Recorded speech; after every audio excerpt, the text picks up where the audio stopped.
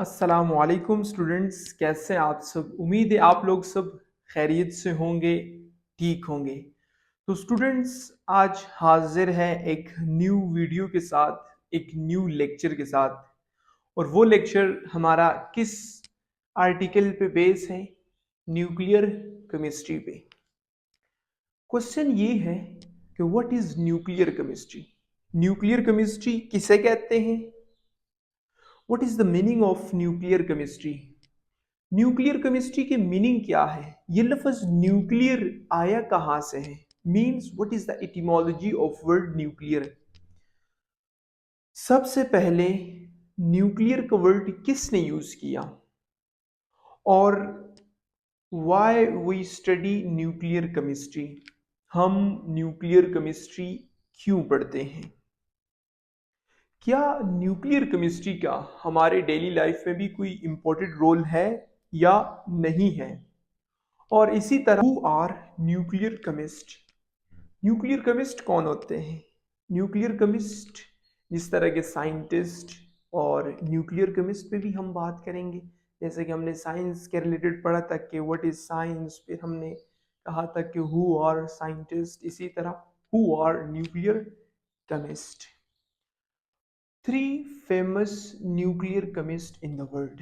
दुनिया के 3 famous chemist, nuclear chemist, बल्कि मैं ये कहूँगा न्यूक्लियर केमिस्ट कौन है।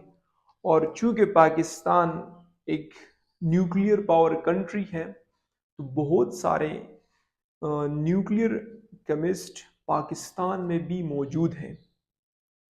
पाकिस्तान के टॉप आला पाए के जो केमिस्ट है वो कौन है, और who is the father of nuclear chemistry.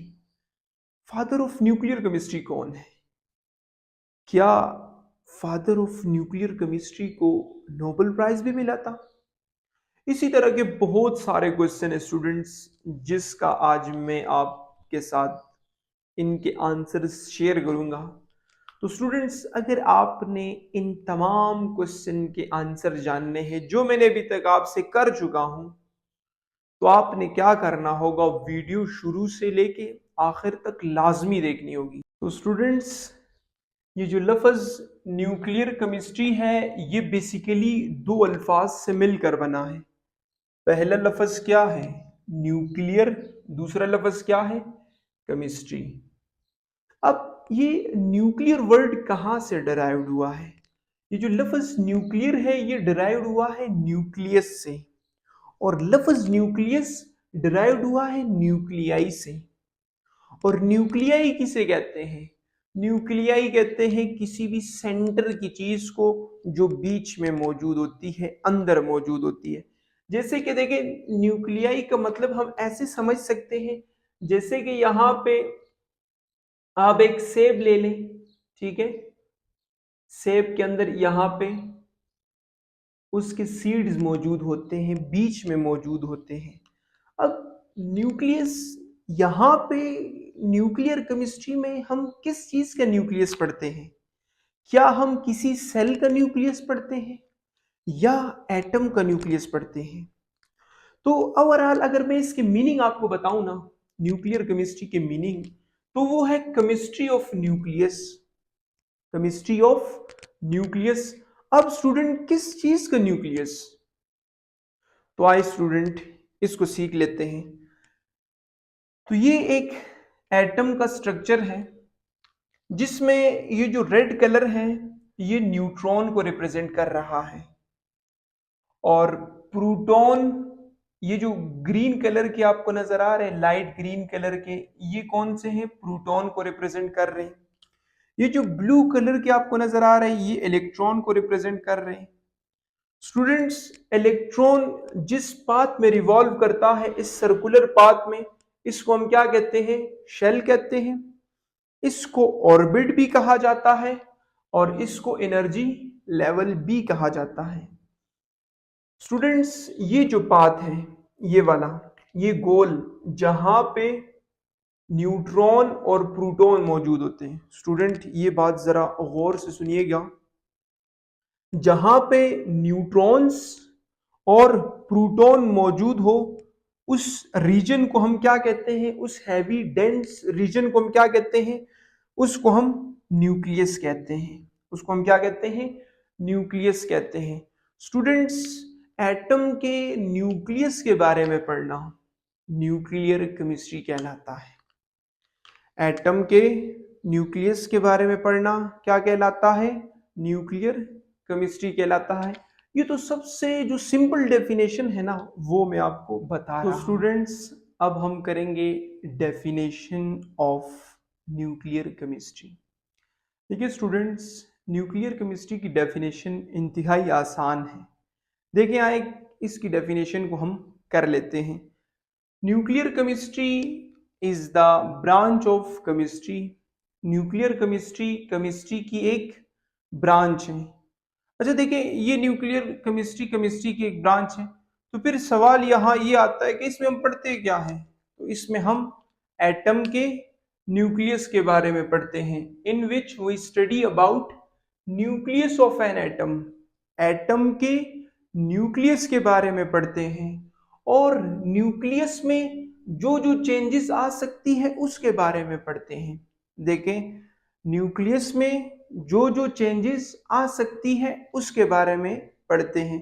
तो स्टूडेंट्स यहाँ देखें, ये मैंने एक एटम का स्ट्रक्चर बनाया हुआ है जिसमें ये जो रेड कलर है ये प्रोटॉन को रिप्रेजेंट कर रहे हैं। ये जो रेड कलर है ये किस चीज को रिप्रेजेंट कर रहे हैं, ये प्रोटॉन को रिप्रेजेंट कर रहे हैं। और ये किस चीज को रिप्रेजेंट कर रहे हैं, ये इलेक्ट्रॉन्स को रिप्रेजेंट कर रहे हैं। इसी तरह ये जो ब्लू कलर के हैं, ब्लू किस चीज को रिप्रेजेंट कर रहे हैं, ये न्यूट्रॉन को रिप्रेजेंट कर रहे हैं। और जिस पाथ में इलेक्ट्रॉन रिवॉल्व करता है उसको हम क्या कहते हैं, उसको हम कहते हैं शेल कहते हैं। क्या कहते हैं, शेल कहते हैं। और ये इस पाथ, इस रीजन को हम क्या कहते हैं, इसको हम कहते हैं न्यूक्लियस। अब न्यूक्लियर केमिस्ट्री की वो ब्रांच है जिसमें हम न्यूक्लियस के मुतालिक पढ़ते हैं। किस चीज के मुतालिक पढ़ते हैं, न्यूक्लियस के मुतालिक। किस चीज के न्यूक्लियस के मुतालिक, एटम के न्यूक्लियस के मुतालिक। अब उस न्यूक्लियस में जो जो चेंजेस आ सकती हैं वो भी हम पढ़ते हैं।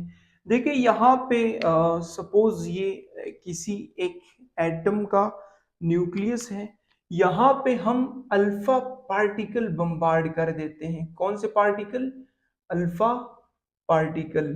अब जैसे ही हमने अल्फा पार्टिकल बम्बार्ड किए, सपोज यहाँ से ये एक इलेक्ट्रॉन, एक प्रोटॉन यहाँ से निकल गया, तो न्यूक्लियस में क्या चेंज आया या नहीं, तो न्यूक्लियस में एक चेंज आया। और चेंज इन न्यूक्लियस हम कहाँ पढ़ते हैं, इसको भी हम न्यूक्लियर केमिस्ट्री में पढ़ते हैं। और ये न्यूक्लियर केमिस्ट्री की वो ब्रांच है जिसमें हम न्यूक्लियस के प्रॉपर्टीज के बारे में पढ़ते हैं, इसकी खुसूसियात के बारे में पढ़ते हैं और इसकी कंपोजिशन के बारे में पढ़ते हैं कि न्यूक्लियस की कंपोजिशन क्या है, मतलब ये किन तरह के पार्टिकल से मिलकर बना है, इनमें जो पार्टिकल मौजूद है क्या वो एक दूसरे को अट्रैक्ट करते हैं या एक दूसरे को रिपेल करते हैं, और इन पे चार्जेस कौन से हैं, उनका मैस क्या है, और इस तरह के बहुत सारे स्टूडेंट्स क्वेश्चन हैं। तो न्यूक्लियर रिएक्शन के बारे में पढ़ना।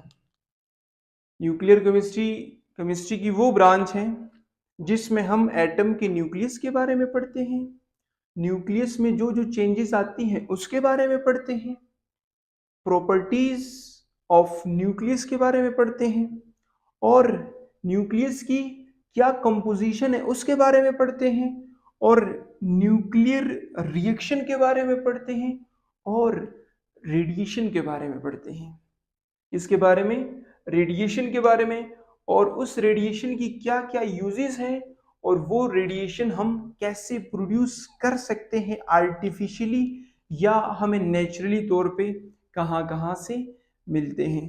और स्टूडेंट्स, हम न्यूक्लियर केमिस्ट्री में रेडियो एक्टिव एलिमेंट्स के बारे में भी पढ़ते हैं। रेडियो एक्टिव एलिमेंट ऐसे एलिमेंट्स होते हैं जिससे रेज निकलती हैं, मीन्स इनका जो एटॉमिक नंबर है वो 82 से अबव होता है, ठीक है।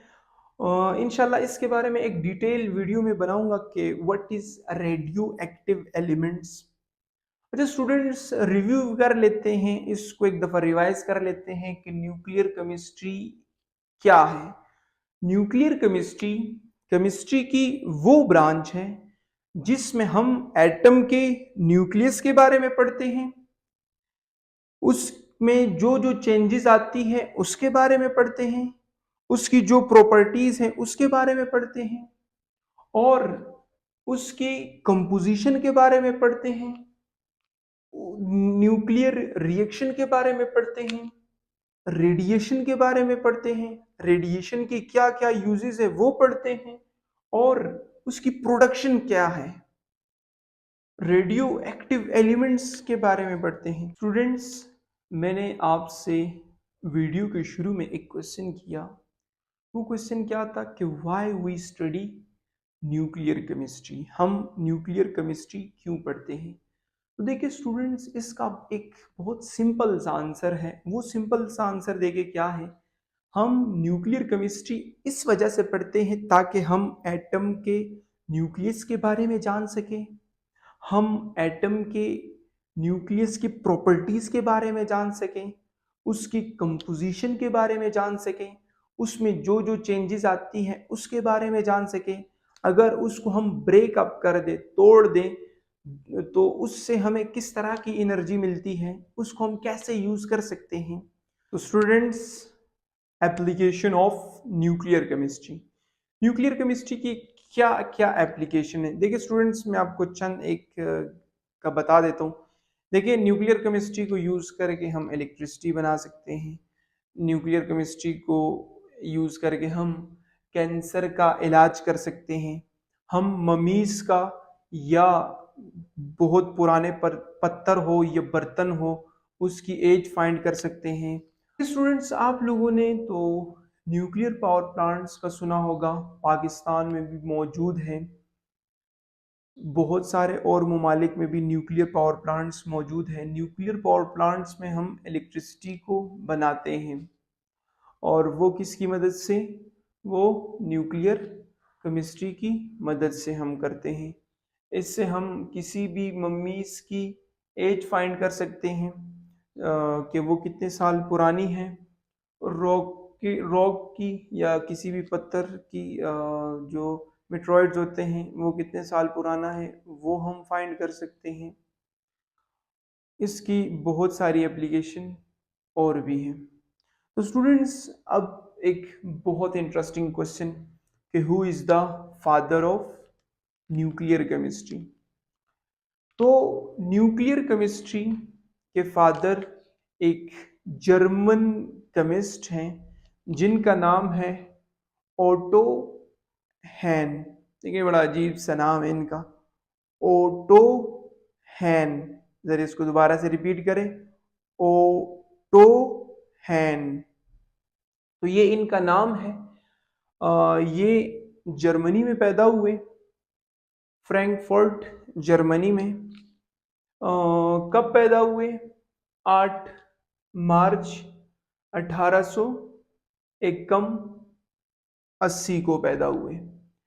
फिर इन्होंने न्यूक्लियर केमिस्ट्री में बहुत काम किया।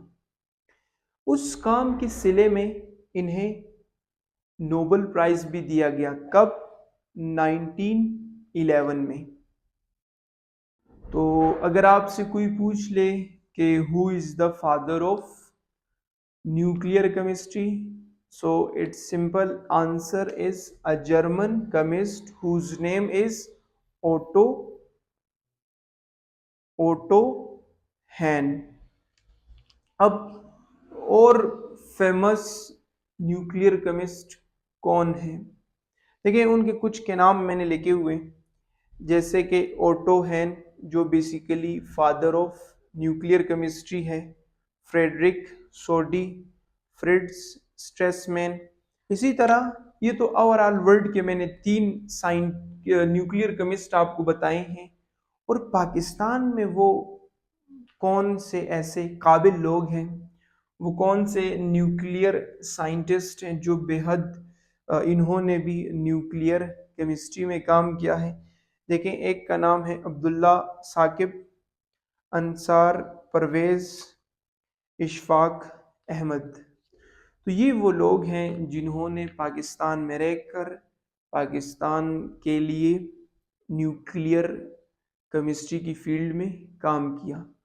स्टूडेंट, लास्ट क्वेश्चन ये है कि who are nuclear chemist. Nuclear chemist कौन लोग होते हैं?